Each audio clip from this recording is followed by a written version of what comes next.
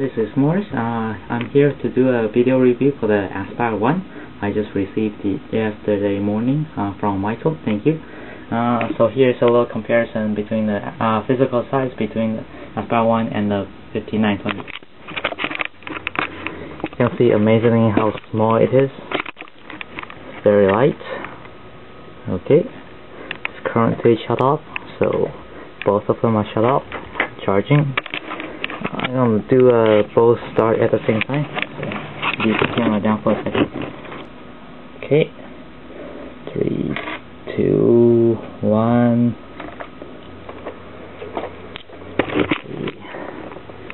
Have my watch running. Let's see which one boots up first. I'm sure the Aspire 1's going to win.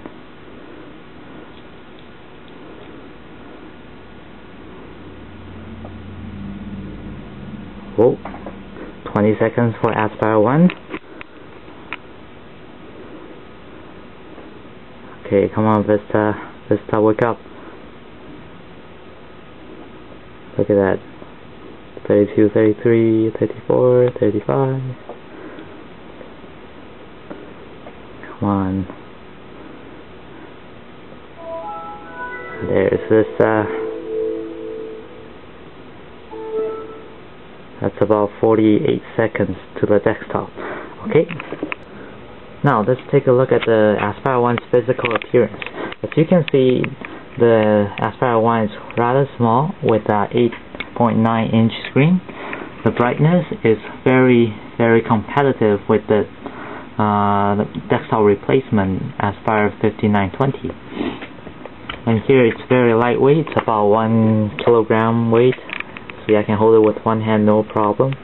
Okay, and here's a little orange circles on the sides.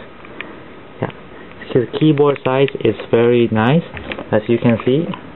Comparing to the Aspire 5920, it's just a little bit not as wide, so the key size are very good. As you can see, my touchpad is with the black color. It's because I have added a little black padding, so I believe this is color-based, pink-based surface. That's why I have this, because when you use the touchpad for a long time, you're gonna have start to have the color coming off. Okay, on the side we have the microphone port, the speaker out or headphones out to USB, SD card, and the canister lock hole. And here is the battery. It's very light, even with the battery. And here is your power in, VGA out, the RJ45 connection for Ethernet, and here is another USB port. Now, the interesting about this SD card reader is it's not a normal SD card reader. As you can see, it's called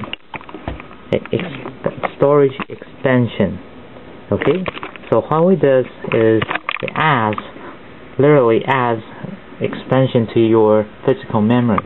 So when you want to, like, for what I've set up, it's like I have all my music onto my SD card. So you can see there's my music in my music folder, and I only see one disc.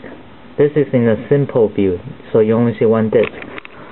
Once you have removed the disc, the SD card, and you see all the music are gone. And then here's a little notification about upgrading your card. The other card reader that's included on the Aspire 1 is a multi-card reader. It acts a little bit differently than the card reader that's available on the other side of the Aspire 1. So if you plug into another card like this one, okay, just the normal SD card, let's see what happens. Okay, there we go. Now it's plugged in, automatic opens up, and as you can see, you recognize it as another drive instead of combining with your primary drive. Okay, let's take a look at more of a hardware and software compatibility. Okay, so we got the Internet Explorer which is not really. It's a browser. It's a Firefox version. Okay. Let's open it up and take a look. So it's Firefox 2, and I have my iGoogle site here. Okay. And here we have the Messenger. It acts as an MSN client, but I think it's not as perfect as the MSN itself. I have to sort contacts to contacts to status all the time when I start it up, and then I have to close this so I see the online people. Okay. Skype was easy to install. Just follow the guide on the acerguide.com, and here's I already signed in on the corner here. Okay, so we have the webcam here. The webcam is fairly nice. It's pretty much the same as the one that comes with the 5920. So let's take a look at the one from 5920. So you see, sometimes a bit laggy. I don't know why. It can be smooth when it's brighter in brighter area. You see, it's very smooth on both sides here. Okay, after looking at the power, so let's take a look at the actual size of the power adapter. This is the size of the power adapter. You see how small that is? It fits in your pocket as if there's nothing there. The entire thing is made to be travelable.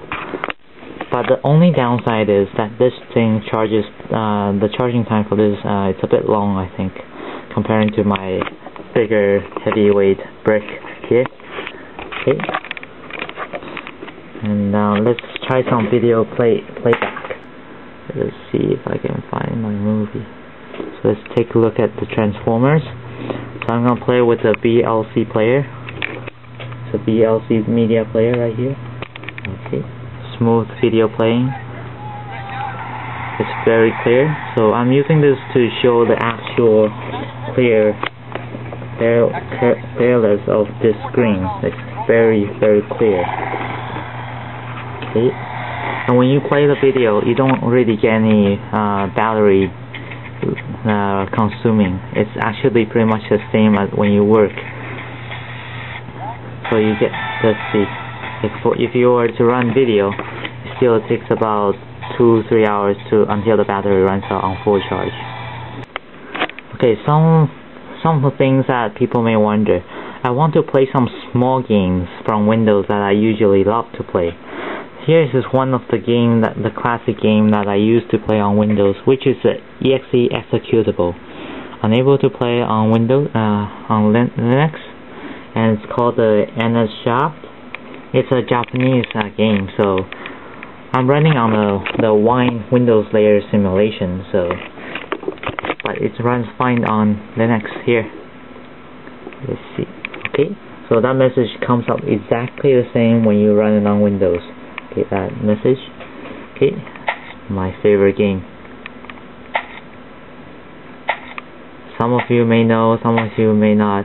So the basic point to this game is just to go down to as far as you can without jumping too far and then die. So if you were to go down like here and you die. And here's a little record saving. Yeah, and we can close that down. So yeah, I'll post maybe a video or a tutorial on how to install Wine and run exe executable on the Aspire 1. My hands are a bit sore and I'm heading off for dinner right now. Okay, see you guys later. Have a nice day.